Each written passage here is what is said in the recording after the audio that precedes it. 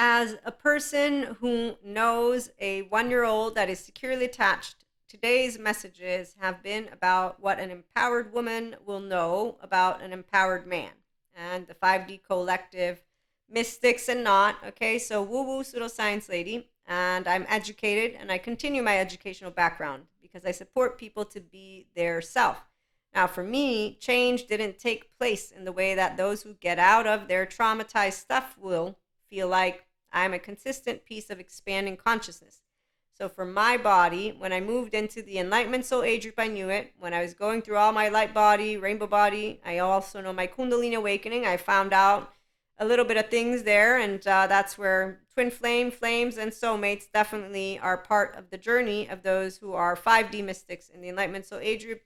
And enlightenment, I want to be specific in this episode because the self in the Enlightenment Soul Age group is not learning about the self with the external. We are completely embodying who we are.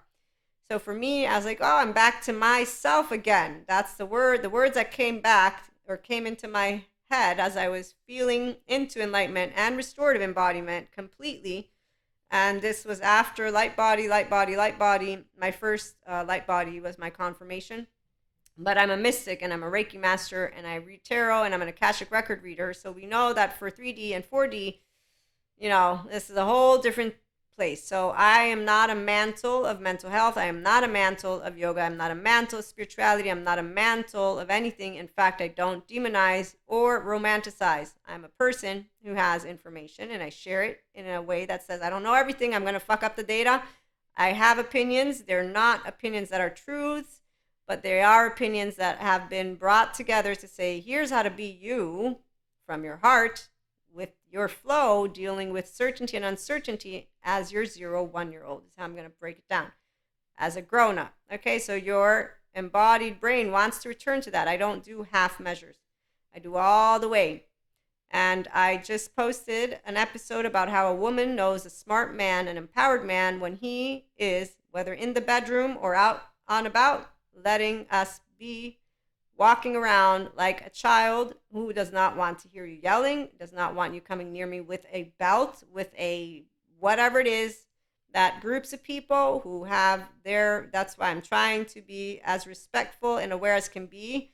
But I'm saying your optimized body, it's an embodied brain, has the capacity to achieve wholeness when you work with your default mode network. And that is where you will work with your default mode network when you're working with your official brain and your mind and your body and your relationships and you. Self-awareness. So when you're chit-chatting and feeling, but here's where shame cycles, blame cycles, fault cycles, revenge cycles, and any trauma cycle, adaptive, maladaptive child cycles, self-soothing mechanisms that are of a not securely attached, differentiated, whole piece of pure, unconditionally loving consciousness. Now, hopefully, I've made this clear of all of the episodes for our lovely day and this full moon so we can come full circle and into our topic of there is no way in hell that a body that has heaven will say yes to any human being, man, woman, they be, that wants to objectify them. It's part of the shame continuum. Shame continuum is a nice list that I got from one of my therapists that I learned from in my trauma basic course that I'm certified, Somatopia, and that's only one of the educational courses I have. And so here's where our bodies, they are temples. The same way you moderately eat, you moderately drink, you moderately fuck, you moderately do anything, you better bet don't touch it with a torture chamber thingy. That's how this is going. So when Sadhguru makes points, I love it. Like our superheroes, they cut each other up. When I see anything where there's torture, I think of childhood trauma. I think of abuse. I think of physical abuse. I think of neglect, and emotional abuse. And that doesn't make me smile, not one bit right here. So any adult human being, they can have all the list of attributes and certificates they want. I know a Peter Pan when I see one, and that's because you're not bringing anybody home to heaven in the body. And when you want to perpetuate what is a limited consciousness version of a human being, I'm like, yeah, no, not going to be able to support that. I'm not going to be able to stand quiet. And that's because, like a crow, and not everybody likes a crow, I love to know that I'm going to participate in keeping the universal law, which is the law of truth. It's not a truth that is data, people. This is not it. It is a truth of pure consciousness is unconditional love. When you tap into an integrated brain restorative embodiment, you will know it. I can walk those who want to get there here. Otherwise, there's Pinocchios with wooden boys and girls and theys who live in their reptilian sympathetic and continue to think that bedroom and life and everything, they dehumanize it, they demonize it, they romanticize it. Well, I'm Jacob. Objectively, no, it's not to romanticize. I won't, dehumanize or stigmatize or demonize. I don't need to use any of the ancient silverback stories. I know attachment trauma. I know Stephen Porges. He didn't publish his book on love because the publishers told him, but people believe that love is unrequited, meaning suffering. And I'm like, wow, Stephen, come on. But he's busy conducting his research. So I get it. He has priorities, and I know what it means. It means he's going to be busy the rest of his life to prove something, not because he wants to, but because he's found enough data to show that it's partly provable. That's how it works. And smart people know that just because today something is proven doesn't mean it won't be disproven. So smart people know about change, and they don't say you have to change. They're not Cuscos, the ones who need to present to you the whole linear like academics. They're all Cuscos in the book of me. I learned how not to do any engaging with them because they're not fun. A serious, playful 3-year-old is like, what are you doing? You don't know everything. I don't have suffering in this body. I have emotions. How dare you talk about my emotions as if you know my body? You're a wooden boy, girl, or they. You're not alive. I got flesh. I learned about Jesus. I learned about God. I learned about being in flesh. And I learned that our thoughts and emotions are not truths. Thank you, Mother. I got taught well. Okay, I got taught how to use my tone. So a person who's a real person is going to use their brain, and they're going to understand what I'm talking about. Not about what you like or don't like. Because, see, again, it's subjective life. We're talking right now about a person's journey back home to their self requires them to disengage from all activities, all, not just some, all activities that re-traumatize them and therefore do not get processed. Hopefully, again, I'm trying to make clear a concept that when I've seen the ones who paint the picture that they want, it's because they are representing that very embodied expression. So a person who represents the very embodied expression of ubiquitous suffering, of shame, of sex torture, of what else? Modulated, of dysregulated. These are ways that I'm sharing with my 5D collective, which is why I'm Woo Lady again. I'm sharing as a mystic, as an intuitive, as a person who perceives the energetic spectrum and then can hear the sound that comes out of a voice. When I saw the embodiment of shame, I heard it. I didn't see it. I was like, oh my gosh, this is not happening. I was like, whoa, this is fascinating to say the least, And then when I saw the embodiment of ubiquitous suffering, again, I heard it. I was like, oh my gosh, wow.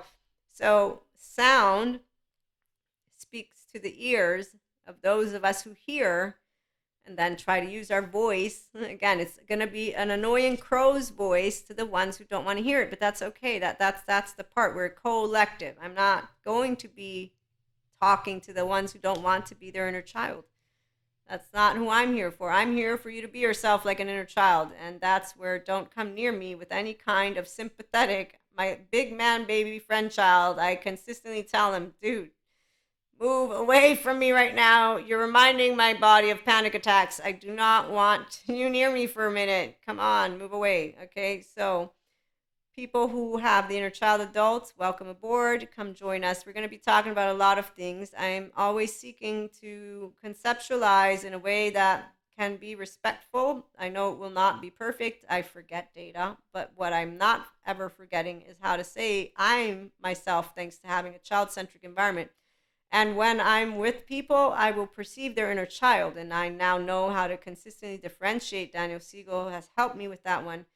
And so if I'm near a nervous system that's a Pinocchio that's made of wood, I'm going to know it, which is why you're not going to be of any interest to me. Physically, I will feel that you're wood.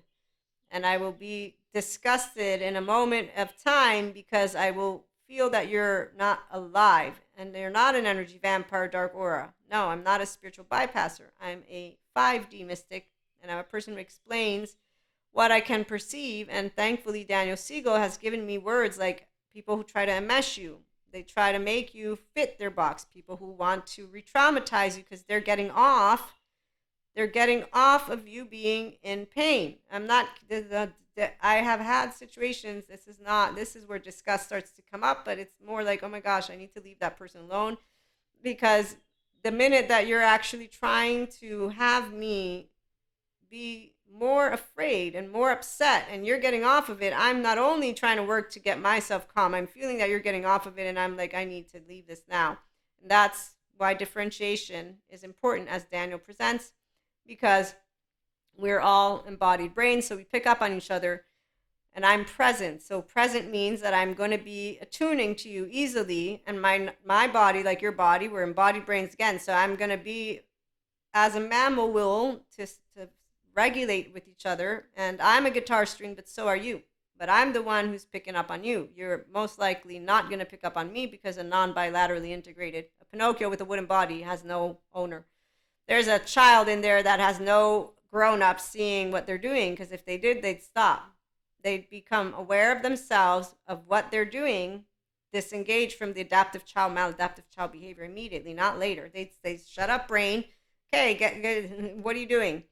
They'd be aware with an open heart of somebody's going through a panic attack, somebody's going through whatever it is, they're going through some emotional thing. They don't need you to be doing what you're doing. What are you doing?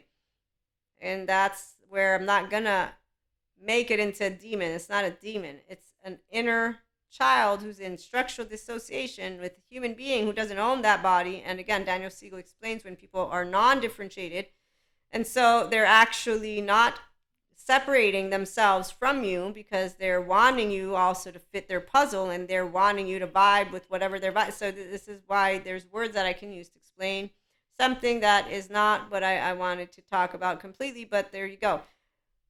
And it's okay to learn how to differentiate more. It gets easier in time, and then you just learn how to not talk to people in general about stuff, because you learn who is okay to talk to and who is not. And it's not because they're not trustworthy. Every person can be trustworthy. It's that if their inner child is locked up and nobody's home, they're a wooden Pinocchio. So yeah, I feel bad for the wooden Pinocchios. Like Pinocchio does on the island, when he sees what happens to them, I will feel that. I won't react. My brain doesn't think, oh my God, it's so awful. No, I don't suffer for people. I'm just more like, okay, differentiate. I now just use Daniel Siegel. Maria, you need to differentiate more, because that's what he told me when I asked him a question about how my body works and brain, and when I'm doing what I do, consulting with one-on-ones and Reiki and all that. And so it's a fascinating world. But again, 5D collective, we want an inner child that is a grown-up, and it's a safe haven, secure base. We want people who treat people like flowers, and in fact, like people who know that our ecosystem needs us, but not like people who say, kill the humans, let's go watch movies that kill people. No. Let's go watch nightmare shit. Nope. Let's go. No, none of it. None of it. If you still navigate in anything that is remotely that as entertaining, I'm going to leave it alone, because again, we got different soul age groups. Let me remind all of those of you who are viewing, I'm in the enlightenment soul age group, and I am a voice for those who want to tap into their infinite higher human conscious potential experience. I'm not here for those who want to stay with the limited human consciousness experience. They have plenty of their donkeys, is how I'm going to call them. Yes, they're smart. I'm still going to call them donkeys. I can be a donkey to somebody too. It's okay with me, because I am not going to be blue when they don't like me. I'm going to be more like, caw, caw, caw. I'm going to be like, let me leave. Can I go now? I think you don't like me. I'm going to leave. Can I? Yeah. Okay. So long story short, that's how it works when you're an inner child. You're like, we're not meant to like all of each other. Remember, we can, I don't like you. I don't want to tell you I don't like you. So tune in for more, and like, share, subscribe. Thank you for stopping by. Have a good one.